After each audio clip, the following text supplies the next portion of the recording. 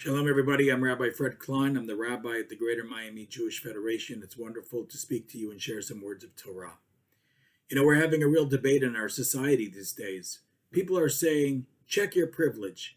Everything needs to be viewed through the prism of power. Other people speak about human agency, pulling up your own bootstraps. What about self-responsibility? What is our Parsha? What does our Torah respond to this kind of raging debate going on right now? So the first mitzvah in this week's Parsha talks about bringing the first fruits to the temple. Every year in the ancient period, when the farmer harvested his crop, he would bring the first fruits, Reshit Pri Admatcha, the first fruits, and bring them to the temple. But not just bring them to the temple. He was ordered, commanded, to say a very strange proclamation. He tells the story of Jewish history. He says, "My father was a fugitive Aramean. He went down to Egypt with meager numbers and sojourned there.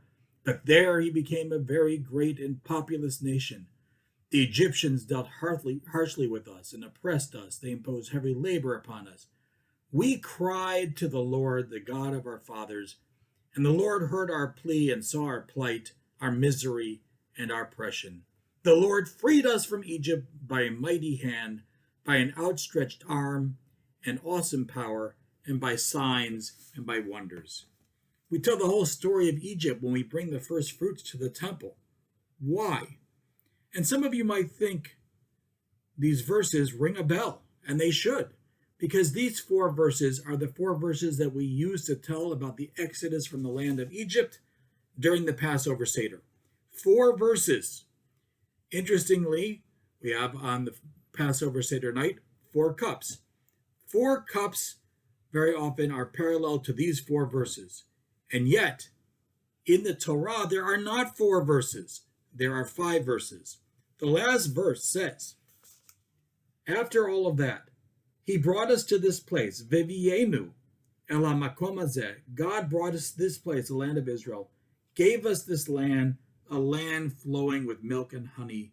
Therefore, ve'ata, and now I bring the first fruits of the soil which you, God, have given to me. The 5th cup, the 5th verse, God brought me home. How come we don't have a 5th cup on the Seder? Isn't that the conclusion of the story? Well, if you think about it, for most of Jewish history, we didn't have the privilege to say that 5th verse, God brought us home. In fact, when was the Haggadah, the Passover Haggadah, written? It was written during a time of exile where Jews were not home. They did not have power. In some halachic texts, though, there is allusions to a 5th cup, the Elijah's cup that we pour for the future. In fact, in 1948, there were attempts to reinstitute the 5th cup. God brought us back. We should have the 5th verse and a 5th cup.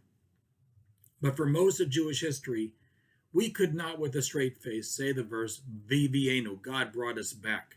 That was something in ancient history, not present history, because for most of Jewish history, Jews had little power.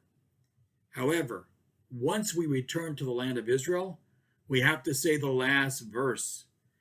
Our rabbis teach us when we tell the story of the Exodus, Matchil b'gnut u'mesayem b'shevach. We have to begin with the agony and the difficulty, and we end with praise. We recognize the entire story of our life. We recognize Vivienu.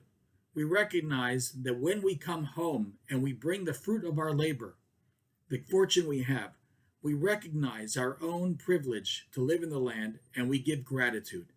And how do we give gratitude? We recognize our past. We recognize the entire story of our history.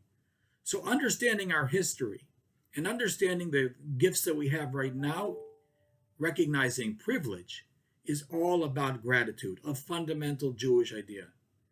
We can easily forget this as we bring the fruits of our own work to the temple. We can forget the gifts that we have as we bring the fruits. So the Torah reminds us, specifically then, remind us to tell a time when we did not have. We recognize our own vulnerability throughout history. And if we can recognize the vulnerability in our own history, then I think the Torah enjoins us to recognize the vulnerability in other populations and other people and try to understand their stories as well.